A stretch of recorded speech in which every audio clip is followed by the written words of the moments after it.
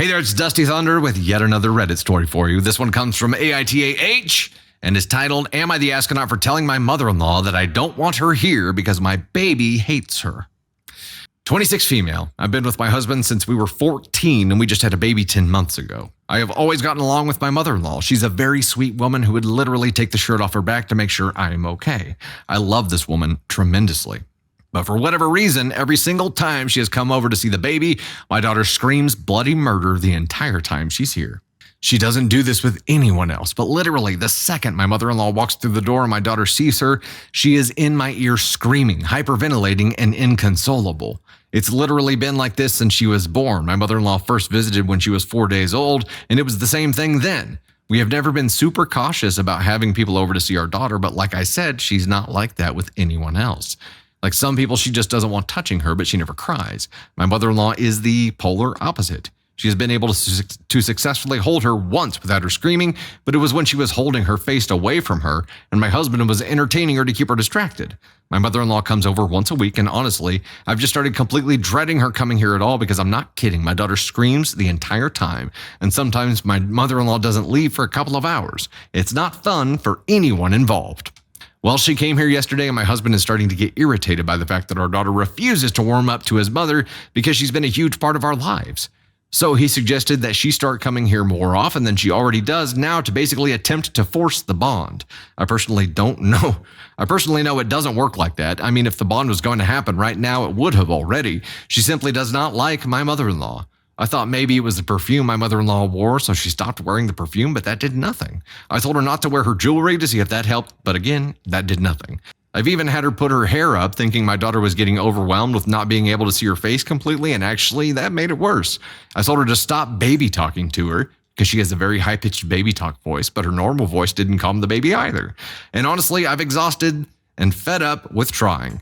I don't think we should try. I think we need to let it go and let it form naturally. She will warm up to her eventually, but in her own time. But my husband is basically just not okay with it.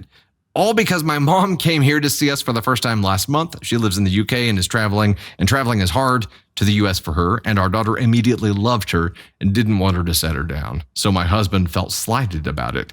And as I said, he wants his mom to come here more. Well, usually I don't mind when my mother-in-law stops by, but she came by unannounced this morning at 8:30, and I mean, I had just woken up with the baby. She had a long night, teething. I'm talking like 3 hours of sleep. She comes in and says that my husband told her to come over here and hang out for the day. She said she cleared her entire schedule to be there. I just kind of shook my head and said, I really don't want to deal with the baby screaming all day long. I wish you guys had run this by me. You know, I love having you here, but this whole let's force a bond bullshit is dragging me mentally. You guys should have asked me. She looked hurt and said, It's okay, sweetie, I can go. And she left a few minutes later. But now my husband is mad at me, insisting that this would have worked. Am I the astronaut?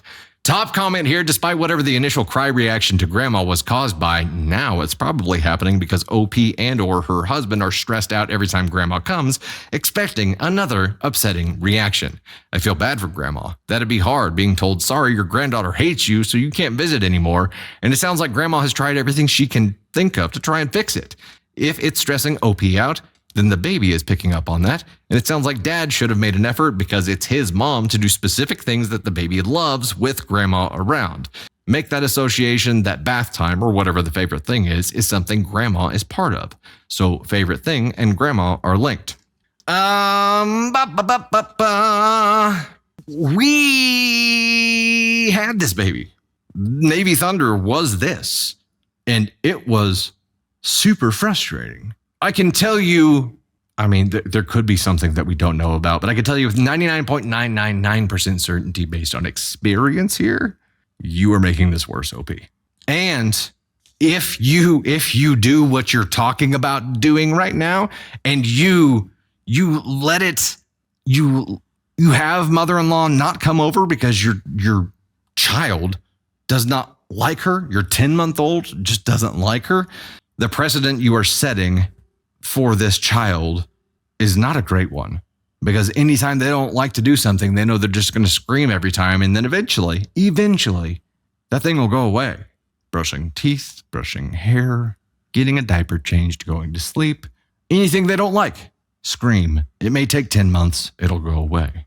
It's tough But the process of going through letting them bond, and it's hard for them to bond with you around. And this is the problem, is that if you're there, this is probably going to happen.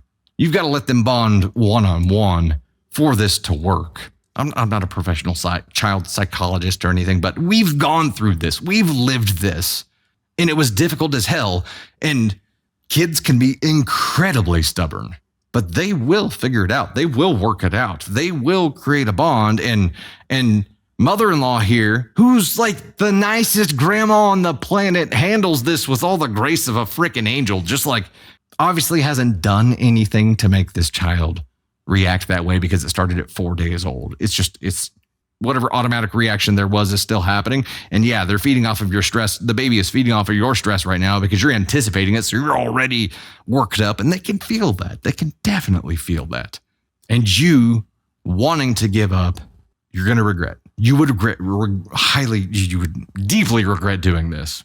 Now, I do agree. They should have run this by you before she just randomly dropped by. That lack of communication sucks. Hubby is an asshole for doing that to you, especially when you got like 3 hours of sleep. Like, that was a dick move. It was a dick move.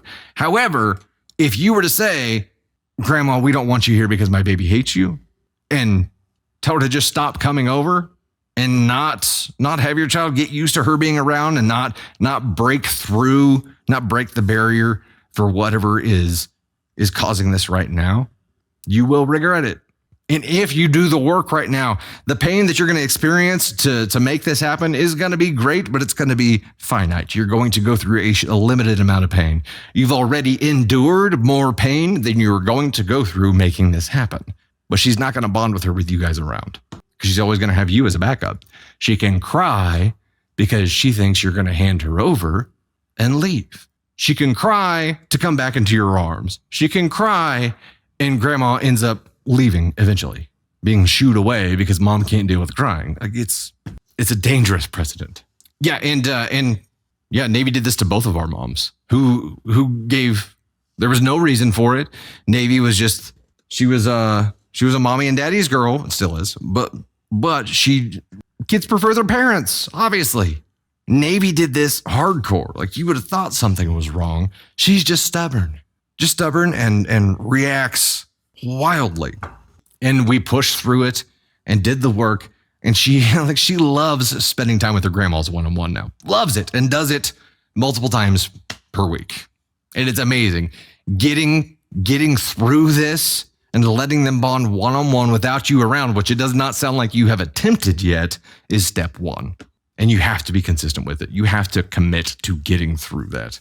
Dobby Potter, it's like letting them cry in bed to learn to self-soothe and not running into them. Self-soothing is an extremely important skill that kids don't just come out and know. They have to learn that behavior. Now, obviously, everybody has a different opinion based on life experiences, and we have our opinion based on ours.